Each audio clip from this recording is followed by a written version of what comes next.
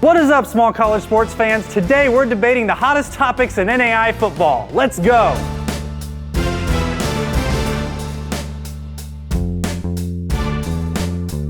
Today we're previewing the upcoming NAIA season, and to do that, we're bringing Vince D'Alicio from JV Sports Show. Vince, how's that dry Arizona heat? Oh, baby, it's only 120 outside. It's great. Love it. That's it, huh? All right, well, let's go from the West Coast-ish to the East Coast, where John Cooper is in Florida. He's the host of NAIAFBall podcast. John, tell me what's going on in Florida. Hey, so I just got out of football practice. I'm a high school football coach here in South Tallahassee, and we're ready for a state championship run coming this Friday and ready for some football to start. Awesome. Joey McWilliams is with us from MidwestSports.net. We got him East Coast, West Coast, and Middle. Joey, tell me what's going on over in the Midwest. Well, we're right here in the middle, of course, in the state of Oklahoma. And Vince, the temperature itself is not 120, but my app says it feels like 120 with the humidity. So it's warm here. Glad to be back today, and thanks to everyone for watching. Yeah, thanks everyone for being here. Let's get started with round number one. We're going to start round number one in the Frontier Conference, where 4 teams are ranked in the top 25 nationally, and 2 more are receiving votes. They're knocking at the door, ready to get in the polls. But right now, we got to keep our eye on another team that is ranked number 15th nationally and number 1 in the Frontier Conference heading into the 2019 season. And that's a team that hasn't put up more than 6 wins in the last 5 years. Yes, I'm talking about the College of Idaho, a team competing in just their 6th season after a 37-season hiatus. Now, guys, this is a very interesting story. They started last year on a 5-game losing streak. Guys, they're ranked number 1 in the polls right now, but they started last year 0-5, did a complete 180, won their final 6 games of the year. Of those 6 wins, only 4 were against teams with a winning record, and none of those teams had more than 6 wins. So, John, make some sense of this. Did the media poll and the Frontier Conference coaches get it right with the Yotes at number 1? Honestly, I'm not sure if they have it right. I am actually going to start leaning towards Southern Oregon. I've been a lot of thinking on this. The only reason I believe that the media has the Yotes at number 1, they returned like 20 starters, and everyone on the offensive side of the ball has came back. And you mentioned they won 6 games in a row. And going on that round-robin schedule in the Frontier Conference has to be one of the most difficult things to do because it is hard to beat a team twice. But I think, in my opinion, I have Southern Oregon. Go ahead, guys. John, you're saying Southern Oregon's. What do you think, Vince? You can make a case for any one of those guys to in the top spot because of the logjam in the conference schedule. The top team, Rocky Mountain, finishes 7-3. The second to the bottom team, Carroll, finishes at 4-6. So it was so close. Those guys beat each other up all season. Any one of those teams, I think, could make a legitimate stake at number 1. All right, Joey, give me your take. Are you buying that Southern Oregon or another team is going to upset College of Idaho? Well, I think the conference pollsters probably got it right because it is a pick'em. I mean, when you have 7 teams in the conference and their records in conference play are separated by just 3 games like that, especially when you're playing teams more than one time within the course of the season. And that was part of those wins last year for College of Idaho. College of Idaho lost to Eastern Oregon, lost to Southern Oregon, came back, beat Eastern Oregon, beat Southern Oregon. So you split midway through. You have a turnaround like you talked about with the 180 like that. I think College of Idaho is as good as any one of them to come back. So I don't think the conference pollsters got it wrong at all in that. Plus the fact you have Darius James Peterson, a quarterback who comes back. He passed for nearly 2,000 yards last year, 1,998 yards last year, rushed for more than 800 yards. He's a dual-threat quarterback. And as John mentioned, 20 returning starters, 26 seniors on this roster. I think that's a solid pick. Maybe on the national level to be as high as number 15, I'm not sold on that one. Ooh, not sold on number 15 in the country. Joey, where would you put them in that poll? I think I would have dropped them down, around 20, maybe 21. I'm not going to say that this is not a top 25 team, again, because of all the reasons I just mentioned, but I'm not so sure that at this point I would say, hey, they're in that top 15 level just yet. I would like to see a game or two. And can you beat the same team twice, which that's a challenge. And, we see this kind of thing go on in NCAA Division II. There is precedent now of conferences that get together, collaborate, and try to fill out the rest of the schedule, going with one another on 2-year runs like this. Lone Star Conference, a Great Northwest are doing this in upcoming seasons. Maybe that's something that helps the Frontier Conference out to find some kind of partner and spread this out a little bit and help fill out that schedule.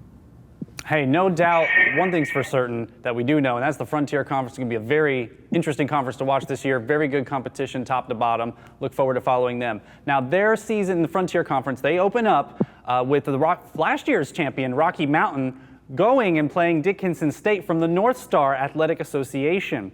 Now, Dickinson State's going to be a tough opponent because they're number 9 in the country right now. They were in the NAIA last year, and that team only missed the semifinals by 3 points because of Kansas Wesleyan coming back in a furious fourth-quarter comeback to win that game. Otherwise, you're looking at Dickinson State as one of the Final Four teams in last year's national championship. So, guys, tell me this. Who do you have winning a game between Rocky Mountain, last year's Frontier champion, and Dickinson State, last year's North Star champion? Vince, who do you have? Well, I'm going to pick Dickinson State, and there's 2 reasons why I'm looking at Dickinson State to win this game. Number one is you are JUCO transfer heavy.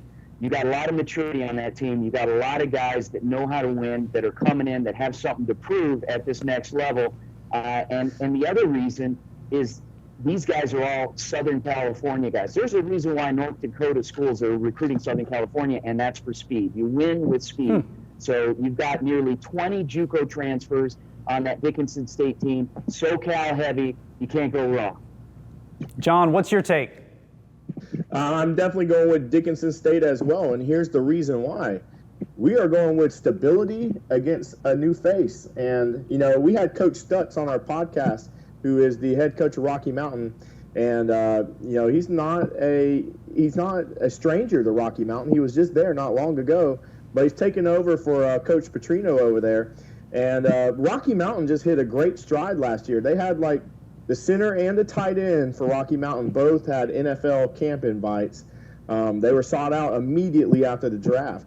And they're going to have a lot to come back from to get stability. But I'm going with Coach Stanton and the Blue Hawks over there at Dickinson State. He's in his 20th season, and they've won the conference 4 straight times. If you want to learn how to build a program, Dickinson State's the standard. Joey, are you going to join in and pick Dickinson State, or are we going to pick the upset here in Rocky Mountain? No upset here. I'm going to go with the guys here and say Dickinson State. And part of the reason for that is the fact that Rocky Mountain is not really going to be the same team. And as John mentioned, too, it's not going to be the same team. I mean, you lose your starting quarterback, your top receiver, your top running back in Backen and Gray and in Melby. You lose them all to graduation, so Rocky Mountain loses some of that production. Meanwhile, for Dickinson State, they come back, of course, as Coach Stanton in his 20th season, but you get Hayden Gibson, a drop-back quarterback who's passed for more than 3,000 yards last year. You have a great running back tandem in Andrews and in Ashford bring the ball. And this is a seriously strong offensive line as well for these players to work behind and to work with. So I'm going to take Dickinson State. Not only that, Rocky Mountain has definitely had the upper hand, winning 9 of the last 11 contests. Last season, it was at Rocky Mountain. This season, at Dickinson State, and I think that they have the advantage. A consensus pick for Dickinson State, and for more on Dickinson State and the North Star Conference, let's go debate them in round number 2. The North Star Athletic Association is one of the smallest conferences at only 6 teams, but it's got some very interesting aspects to it. I want you guys to take a look at the preseason coaches poll. Down at number 5 is a Presentation South Dakota team that went 5-5 last year, but you probably didn't know their senior quarterback Austin Eggle threw for over 3,000 yards and was 4th in the country in passing yards per game.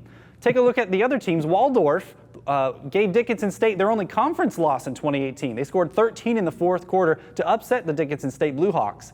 And then you look at Valley City State and Dakota State. They each received a first-place vote. Guys, there's good talent top to bottom in this conference. So, John, which team is most likely to upset the Blue Hawks' 4-year run as conference champions? Honestly, no one's going to upset Dickinson State this year. They win it again. But I will mention, we started off with Presentation with this question. Presentation is starting to throw around some money for their football program, and they were a couple not plays away, but they were just a couple moves away from making a big splash this offseason. But I think they made a great hire with Coach Hyman over there, and I think people are going to be surprised in the next 2-3 years with Presentation that they might make some moves here on Dickinson State. Ooh, so are you gonna say that Presentation is most likely to upset Dickinson State this year? Not this year. I think they come close, and I think that 2020-21 season, I think they're coming. Ooh, I like it. Going to 2020. Joey, who do you have beating the Blue Hawks this year? Obviously, the Blue Hawks are the favorites, but if you're going to pick a team most likely to upset them, who do you got? Well, I would take one of two questions. I mean, if you're talking about going ahead and stopping the run that Dickinson State has had, I agree with John. I don't think anyone will this season. If there was a team to do it, it would be Valley City State. They've been up there near the top historically. They bring back Pfeiffer as quarterback. They also bring back Quinones as a running back as well, 1,000-yard rusher there. And if there's a team that really can put it together consistently throughout the season, if Dickinson State were to be tripped up somewhere, I think that's the team that takes the title. Are they the one to upset them over the course of the season? Maybe not. I would say if anyone did it, it would probably be Waldorf. And the reason for that, that's the team they have to play twice this year. Vince, what do you think? Are you going to maybe pick Waldorf or Valley City State here? I can't say that I see Dickinson State losing any games in conference this year, but what I will say is I'll agree with John regarding Presentation College. Is when I was a junior college coach here in Phoenix area a few years back, I started seeing Presentation a lot more from North Star Conference. Didn't see any of those other schools coming out recruiting outside of their own state. I mean, making real inroads. Now, that's not to say that they're not recruiting in other areas, but Presentation has really laid out some money in their budget for recruiting purposes, so they're bringing kids in. So they may have a chance, but I just don't see Dickinson State losing in conference this year. Likely going to be in the playoffs, but not this year in conference. No doubt the North Star's got great competition top to bottom. Dickinson State is currently at the top. It'll be interesting to see if maybe this year, maybe Presentation sneaks in a win the way Waldorf did last year. So we're going to keep an eye on them. Let's move on to round number 3. Let's go over to the Mid-States Football Association, where there have been some interesting changes this offseason. Missouri Baptist was in the Mid-East, and they moved to the Midwest League because this association is split in two. And in their place, the formerly independent Lawrence Tech Blue Devils from Michigan joined the Mid-East. We've got 14 teams now, 7-7 in each league. Officially, Lawrence Tech went 2-3 last season as an independent, but they played some games against other teams. Notably, they annihilated the University of Pittsburgh club team 62-0. Joey, how will Lawrence Tech fare now that they are in a league and a conference? Well, it's a football program that's just coming back after about a 70-year hiatus. As a matter of fact, the entire athletic department at Lawrence Tech is really coming back. Had athletic department from the 30s through the 60s, took a 50-year break, comes back in 2011, and they're bringing programs in. Now, this is an athletic department and a program that plays within the Wolverine Hoosier Conference with the 24 other sports that they offer now. This is an expensive school to try to get people into, and so players that are coming, I mean, they're going to have to hope for scholarships because it's not an easy place to get into. You would expect with the name Tech that's part of it. It's definitely an academic type school. But from the football side of it, will they be able to make a run in the Mid-East this year? I think they're going to play like a team that's been without a program for 70 years. I think going against some of those opponents in the Mid-East are just too tough. Now, John was talking about some money being thrown around a little bit earlier, and this is an athletic department that within the last couple of years had $1 million given by an anonymous donor. Well, that's going to go a long way to get in the facilities and the other things that you need to build that program. You get a couple more donations like that toward the football department specifically, and it won't be long until they're playing with the big boys in the Mid-East. Hey, $1 million never hurt anyone. John, what's your take on this? That's a great take there. Mentioned the $1 million. I don't know if you guys follow Lawrence Tech on Twitter, but their social media department, graphic designs, it is basically ran like a Division I program. Just the stuff they put out there, and is I think Lawrence Tech has a lot of potential here in the future. But I think they're not going to get a decent season off. That last Indiana Wesleyan game was kind of disappointing last year, another first-time team. But talking to Coach Duvendek this offseason, I think it's going to be really interesting. I asked him what names to watch out for, and he didn't want to mention any. He wanted to say that everything is open for the 2019 season for them. So they're going to be a little bit of a mystery, but they're just going to have that second-year struggles. Vince, what's your take on Lawrence Tech this season? It's going to be a tough year. I mean, you've got Concordia, you got Marion, St. Francis. If Lawrence Tech survives the conference schedule, if they can finish in the top two, they may have a chance in the postseason. But they've got pretty tough competition in conference. And they also have a very tough game to start with. They're going to be hosting St. Xavier at their own Blue Devil Stadium September 7th at 1 p.m. So not an easy way to start against St. Xavier. It'd be a mistake if we didn't talk at least a little bit about the Yankees in the Mid-East. And yes, that's the St. Francis team from Indiana. Look, guys, they're ranked third in the NAIA national poll. But what's crazy is going back to 2004, they've been ranked in the top 6 in every preseason poll except for one. This is a perennial powerhouse. Guys, they won the NAIA National Championship in 2016 and 2017. Last year, they lost in the semifinals in overtime to the eventual national champions in Morningside. So, Joey, is St. Francis going to find a way to win 3 championships in 4 years? 3 league championships? Definitely. 3 national championships, I think that remains to be seen. But yeah, that's the point, is the fact that they're highly thought of, at least in the preseason, each of the last 15 years, and they've definitely proven it in recent times. They bring back Matt Cravel at quarterback. He's a junior, and he is able to produce, has a great receiver with him, and Rixey to go along with that. It's a defense that gives up less than 100 yards rushing per outing. And so you've got the offense, the defense both going strong there. I think that definitely they do come back. And the 2 losses that they had midway through the season last year, those are losses that, you turn things around, get it going the right direction. I think you find them in the Final Four easily in the postseason, and we'll see what happens from there. But yes, they take a 3rd title in 4 years.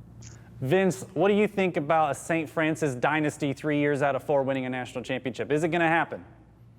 Winning is a culture just as losing is, and they've developed a culture there. I could see it happening in more cases, making an argument that they will, as opposed to they not being able to do it. So, yes. John, you've covered St. Francis for years. What's your take on this? There's a saying the past couple years that you don't win an NAIA national championship unless you go through St. Francis or Morningside. The past couple years, the national championship games kind of been in the semifinals with Morningside and St. Francis. As I got to see Morningside live last year at the national championship game with Trent Solsma and Connor Niles, and watched that stream live in the snow with St. Francis and Morningside. And just to know that it took that dynamic duo that's been together since high school to barely beat Coach Donnelly in St. Francis tells you a lot about St. Francis, especially with Matt Cravel being a junior coming up in that system. And my last college football game was in Fort Wayne, Indiana, and I have the utmost respect for Coach Donnelly. He does everything right there. His players buy in. A lot of NAIA teams starting out is kind of a revolving door of players, but you look over there at Fort Wayne, Indiana at St. Francis, kids stay there, and there are a lot of in-state kids. They're my number 1 team. I have them winning the national championship next year. Wow, so we got a pick right now. John's locking it in. He's got them winning the national championship. Now, St. Francis last year, as you mentioned, they did very well. They got to the semifinals. They won 10 games, reached double digits. So did 2 other teams in their division, not even the conference, but the division of the Mideast. Had three teams get 10 wins, the other 2 being Marion and Concordia. So of these teams, which, if any, is going to reach double-digit wins? Vince, what's your take? I gotta believe St. Francis is going to do it. I mean, they're used to being there, and when you're used to it, that's the expectation that you set from top to bottom. All right, Joey, do you concur? I do. I think St. Francis will be the only team of those three that you mentioned that will get the double-digit in wins because of the run that they're going to. Well, they're going to run through the regular season pretty well. They may get the 10 wins there, but their run through the postseason will get them into double digits. Just don't think teams will, because I think there are too many other teams right now that are poised to make a deep playoff run. We've talked about a few of them already on today's program. John, what do you think? All I know is I would not want to be a coach in the MSFA Mid-East. Yes. We mentioned the teams with St. Francis, Marion, Concordia, even Siena Heights over there in Michigan. But I definitely, like I said, I'm St. Francis all the way. I would have Concordia up there if they could find an extra year of eligibility for Joe Connor, who was a man amongst boys in that rushing game for Concordia last year. But I definitely have Coach Donnelly and St. Francis. Let's move on to round number 4. Let's talk about one of the best unknown conferences in NAIA football, the Sooner Athletic Conference. Although 2018 was the first season for SAC football, most of the teams have been playing each other for years in the now defunct Central States Football League. Now, this is one of the most intriguing conferences offensively. Last year, the SAC featured 3 of the top 4 passing quarterbacks in the country. You have C.J. Collins from Sagu. He was signed to the Packers after the NFL draft. You have Jalen Lowe, the quarterback at Langston. He was the AP All-America pick. And then you have quarterback, the only one who hasn't graduated is quarterback Austin McCullough from Ottawa. He's been picked to be the Offensive Player of the Year in the conference. And this is for an Ottawa team that was their first year playing in a full season, and they competed very well. They were able to put up points. And so, Vince, you're covering Ottawa extensively. Can the junior quarterback lead Ottawa to a conference title in only the second year of their program? Not only can he lead them to the conference title, he can help them win the conference title. And here's why. The team last year, as you stated, yes, it was their first year playing a schedule. They've actually been together for 2 years. They practiced a whole year together, but last year was their first year playing games, and they only lost 4 seniors, 3 of which contributed pretty significantly to the team's success. So they don't have many holes to plug. They've got a lot of kids coming back. They've got a strong supporting cast around that quarterback, and they're going to go far. They are going to go far. Langston is going to be a little bump in the road for them, but I really see Ottawa, OUAZ, the Spirit, doing some great things this season. All right, so Austin McCullough threw for 330-some yards a game, 35 touchdowns and only 10 interceptions. John, are you buying Austin McCullough helping the Ottawa Spirit get the SAC Conference Championship? Well, we talked about money being thrown around a lot today. Ottawa comes from a curriculum where there's one out in Kansas, out in the KCAC, and one over there. And the one in Arizona is getting treated very well right now. I think they have the resources to do something very special over there. You know what? Langston has had a stranglehold on this conference for a little bit, but I'm not going to discount Oklahoma Panhandle State. I think it's going to be a 3-team race between them, Ottawa, and Langston. All right, Joey, you've covered the Langston Lions for years. Do you see Ottawa upsetting Langston for this championship? Well, first off, I would have been disappointed if Vince had said anything other than the fact that Ottawa has a real chance to win. So good job, Vince. Way to go. The only thing I would correct... where my bread is buttered, right? That's exactly right. You have to take care of that. I would correct you to say I think that Langston's going to be a little bit more than a bump in the road. I think that 20-plus conference wins in a row makes a statement there. The thing about Langston this year, though, the consistency factor with Coach Quentin Morgan, he's been a part of the program. This is his 4th season to be the head coach there. He's been a part of the program for many years other than that. That defense will always come ready to play. And led by James Cox this year, a senior, they're definitely going to bring it. I think that the question now is who is going to replace Jalen Lowe? And we're waiting to see who will step up and be that person in the quarterback position, because Lowe was the all-everything for Langston last year. I mean, he could pass the ball, he could run the ball, he punted. My goodness, he took care of all of those issues, and we want to see who's going to step up there on the offense. I think the surefire person you want to look at is Tim Whitfield, a running back who has been injured. He's stepping back in, hopes to get a complete season, and I mean, he wants to let every coach in the SAC know that he is there. So he has a lot to prove. I think Langston can keep the conference crown, but I think it's going to be a tight one. And that, as John mentioned, Oklahoma Panhandle State is no one to look past in this league. The Sooner Athletic Conference football just for the second year, but this is a conference that has put together many, many national champions in so many sports. So finally bringing football into the fold, I think, was a natural, and I think it works out well. And these teams in this conference are good teams. Joey, you brought up that the schools in this conference win championships just across the board. Texas Wesleyan recently won the NAIA men's basketball championship, and this year they've got a great quarterback that played last year as well, Donovan Isham. He's a player who was recruited by Utah, and you have guys like him on a team that Texas Wesleyan that's probably not top 2 or 3, but you know what? All these teams are going to be playing them, and so I'd keep an eye on Texas Wesleyan. Before we finish talking about Sooner Athletic Conference, I'd be remiss if we didn't mention Arizona Christian. They're moving their whole campus, speaking of money and things improving, they're moving their whole campus. They went from a 20-acre campus to now a 70-plus acre campus, and the athletics at Arizona Christian will now take up 20 acres. So keep an eye on Arizona Christian. We'll see who does better, maybe Arizona Christian, Ottawa. I think it's going to be a good rivalry for many years to come. Let's move on to talk about the KCAC. The KCAC is the Kansas Collegiate Athletic Conference. The Kansas Collegiate Athletic Conference, and it is somewhat of a mega conference, has 11 teams, but no divisions. So 11 teams compete for one division championship. Kansas Wesleyan leads the way in this division. They're ranked number 4 in the country, largely because, I mean, guys, they advanced to the NAIA National Semifinals last year. They're a really good team. Guys, I want you to take a look at the preseason poll. We got strong competitors top to bottom. John, I want you to start with this. Who's finishing in the top 3 in the Kansas Collegiate Athletic Conference this year?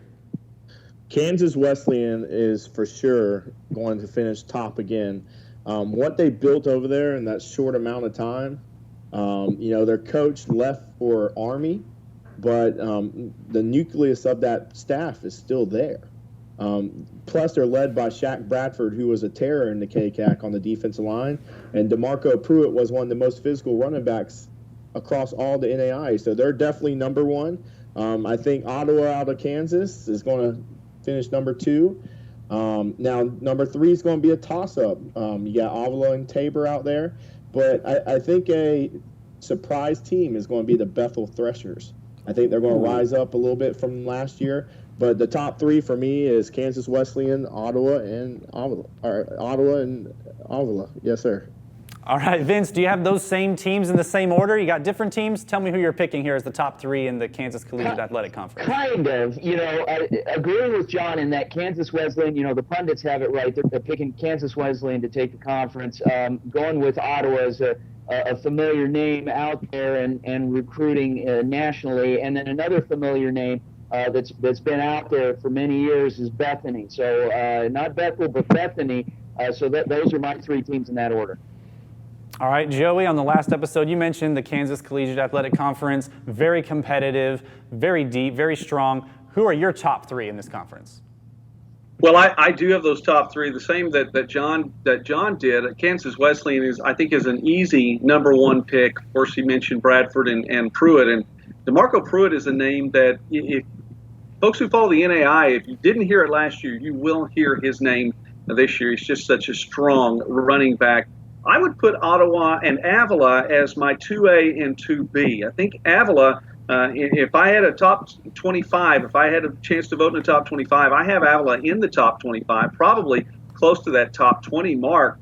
Ottawa lost to Avila last year. That game was in Kansas City. Ottawa had a 20-13 lead in the 4th quarter, had the ball with the lead a little bit later on, could not pull off the win.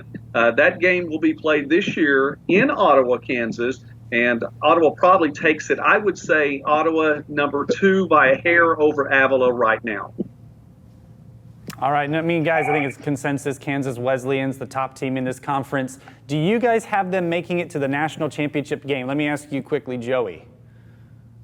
Wow, that's really a tough one because, I mean, we've talked about some of these teams that are out there. Of course, St. Francis. I think it really does depend on the bracket. I think that this is easily a Final Four team again. Can they make it up there? It just depends on how this bracket falls. But I could see them getting up there near the top again. I'm not ready to make that national championship game pick just yet, but I could see them in the Final Four. Vince, what do you think? Do you think Kansas Wesleyan can make it to the national championship game this year? I'll tell you what, it depends on obviously how the conference shakes out. And if they win the conference and they sail through the conference, then yes, I could see that happening. But if they get beat up, throughout the conference season, it's going to be a tough road. And like Joey said, in not being able to make that type of prediction, at least seeing them go a couple of rounds, maybe quarters or semis, yeah, but it all depends on how conference play shakes out. John, what do you think? The tough thing with Kansas Wesleyan and how the NAIA playoffs shake out, the way their geographic is, Benedictine's right there with them. So if, Benedictine, which I think is going to have another great year, I think Benedictine's going to be that semifinal game again. And I just don't think Kansas Wesleyan can get over that hump over there, but we're going to see. All right, well, let's talk about this NAIA national playoff structure here in the next round. It wouldn't be the college football season if we didn't debate how the national champion gets determined. Now, in the NAIA, there is a 16-team single elimination bracket tournament. This is crazy for those of us who have followed NCAA for years, where there was the BCS and it was only the top two competing. Now it feels like they've expanded so much, and they're only the 4. NAIA's been doing 16 for years, but you would think they just go to the national poll, 1 through 16, and just do a basic bracket, 1 versus 16, 2 versus 15, so on and so forth. But that's not how it works at all. Instead, the NAIA gives a lot of credibility and weight to teams that win their division or conference, depending how it is separated or divided out. So right now there are 13 divisions conferences to win. And winning it doesn't even automatically get you in that national championship playoff. Instead, you have to win it and be ranked in the top 20 in the poll. Then you have an automatic bid. Then they go through the poll, and anyone who hasn't won their championship but is in the top 20 gets the at-large bids. So you got at-large bids, you got conference champions, have to be a top 20, and if you're confused, that's okay because a lot of people are confused. So guys, I want you to weigh in on this. John, I'll let you start. Should the NAIA move to a strict 1 through 16 get in the national championship playoff, or should they stay with the current system that rewards teams that win in their conference/division? I think right now they need to keep it as it is. I will say one dangerous thing, and I'm glad that if you're a division winner, you need to be in that top 16, because it would have gave a Mid-South Sun team would have ate a playoff spot last year and would have kicked somebody out. Totally unfair and not right. But I will say last year, I think of Evangel, and they played against Baker the last game of the year. That was a playoff game within itself. It was. 2 conference teams. And, Evangel lost. And Evangel spent majority of the year in the top 10. They lost that game, and they were out of the playoffs. I think right now it's the best system that we have until something's figured out, or maybe more pocketbooks are increased. But I would like a stricter requirement for division champions, because I also think about those mid-state Mid-East teams. I think of Siena Heights over there. They could have probably been a playoff team too with the year they had. I think it's the best thing we have right now. And I also like how the NAIA rewards those teams that had great regular seasons. They get rewarded throughout the playoffs. And I think if you have a playoff as big as 16 teams, I think the regular season should still carry that weight. So I think it's the best system we have right now. Vince, what do you think of the current system? Do you like the weight that is given to teams that win their conference or division? Definitely. Conference champs have to get in. They've got to be an automatic bid. That's the reward for winning the conference championship is the postseason. Beyond that, we look at, maybe make some changes and create a mini, maybe 1-game mini playoff for the remaining spots with the teams with the best best overall season record. Now, it could be you have two teams from the same conference vying for one of those spots, but that's what you do. So just to be clear, you're advocating for a play-in to get into the playoffs. Yes, correct. For the remaining teams after the conference champs get their automatic bid. All right, Joey, what do you think of that system? Well, that's going to be fun to schedule, Vince. So I'm going to leave that to you to schedule if that does come through. I like it the way it is. I really do. I definitely think the weight needs to go to those teams who win their conferences or divisions. The only thing I would have a problem with, and have had a little bit of a problem with in the past, is what bit that Sun Division team last year being number 21, not number 20. And didn't make it in the playoffs even though it won. It bit Langston a few years back, being number 21 and not number 20. And now we're bringing humans in that keep teams out of the playoffs that by all rights I think should have made it. And so I think, if that's going to be a factor in it, I think the conference and division winners just need to go in. But if it's going to be a factor, let's expand it down to at least being in the top 25 and not just the top 20. I agree. I really think we need to make any team that wins their division conference, I think they should get the automatic bid if the weight's going to go that way. I think it gets too confusing for fans to follow and figure out why they have to be in the top 20 if we are going to go with this automatic bid. Let's talk now. We talked about the structure. Let's talk about maybe some of the format of how this works. So 16 teams, that's a lot of teams in there. It starts November 23rd this year. That's the Saturday before Thanksgiving. And they'll do the 16 teams. 8 games will be played that day. The following Saturday, the Saturday after Thanksgiving, they're going to play another 4 games. The Saturday after that, they'll play 2 more. And then it'll be 2 weeks. And then we'll play the championship game in, I believe it's Grambling State this year, Louisiana. That's 4 games over 5 weeks for the national champion. This is almost a half season. Is this too much for the players, John? Honestly, I think absolutely not. If you play the game of football, you want more football in your life. You know that the pads are going to come off one day. I know that everybody's concerned with, injury prevention. But, if you love the game, you'll love the process. To me, I think it's absolutely perfect. If you're a team making a deep run, you're probably having enough depth to make that deep run to, keep everybody injury-free. I absolutely love it, and I'll be in Grambling, Louisiana come Christmas time, that December 21st national championship game. I'm excited. Joey, give me your thoughts on a playoff system that starts right before Thanksgiving and goes all the way basically to Christmas. I like the 16 teams. I like a week between each game, and I don't think that should change going into the championship game. With respect, this isn't the Super Bowl. I realize, and I've coached before, I understand this. It's nice to have a little bit more time maybe to strategize a little bit and possibly even at that point get somebody healthy that may have been dinged up through the playoffs or even the game before. But just go straight from the semifinals into the championship game the next week. Other than that, I do like it the way it is. And Vince, give me your take on this. The team that reaches the mountaintop, they deserve it, and coaches love it because it's extra practice time for their players. And the guys obviously playing the game, their bodies get worn down. But the team that reaches that pinnacle, they deserve it. And if they're grinding that much and they make it to the mountaintop, then hey, they deserve to be called champs.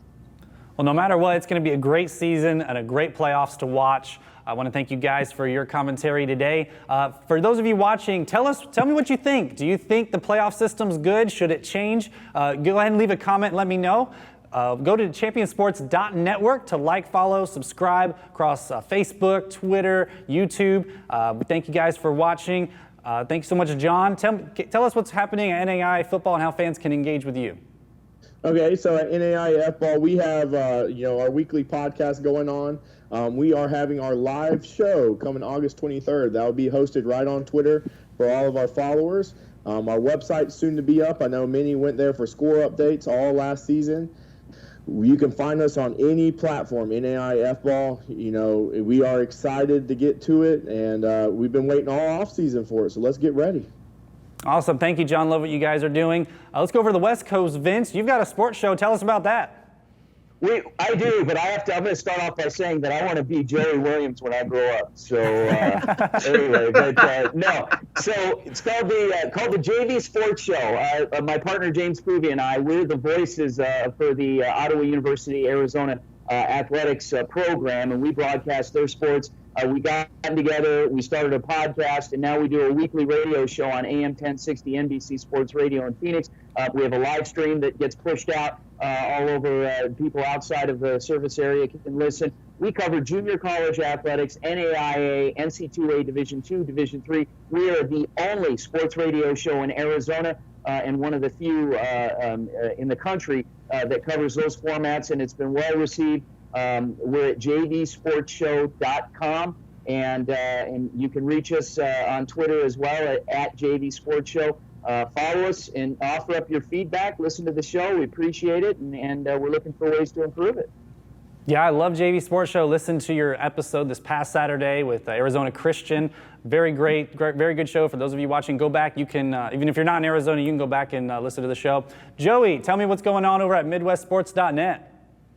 All right, we are excited about the fall. We're getting ready for our second season of Midwest Sports Saturday. It's a game day type show for small colleges, as MidwestSports.net is part of a family of sports sites. Begin with OklahomaSports.net, ArkansasSports.net, KansasSports.net. We have Missouri, we have Nebraska, Iowa as well, all making up this Midwest region of the country, MidwestSports.net. And our show, which was broadcast live on Facebook last year and sent to YouTube, now we're going straight to a live stream from YouTube. So I just invite everyone to go to our YouTube channel, which is Midwest Sportsnet. Of course, you see the logo behind me there, that MW with the circle around it, Midwest Sportsnet. Please subscribe. Please subscribe. We need the subscribers as well. But our first Midwest Sports Saturday naturally will be on a Thursday night. We will be at the Southwestern Oklahoma at Southeastern Oklahoma football game at Paul Laird Field. We'll be live streaming at 4:30 that afternoon, September 5th. We have a couple of other Thursday shows planned, but we're going to be on campus a lot again this year. Division II schools, NAIA schools, and it's a lot of fun. So we just invite you to watch that and be a part of Midwest Sports Saturday. And thank you very much. And I have followed these guys as well, my fellow panelists, and you need to follow them too. Absolutely. Thank you, Joey. Hey, I want 10% or 5% of your viewers, Joey. I'll take that. So. All right. Thank you all for being on the show. I'm James Lex, and this has been That's Debatable, presented by the Champion Sports Network.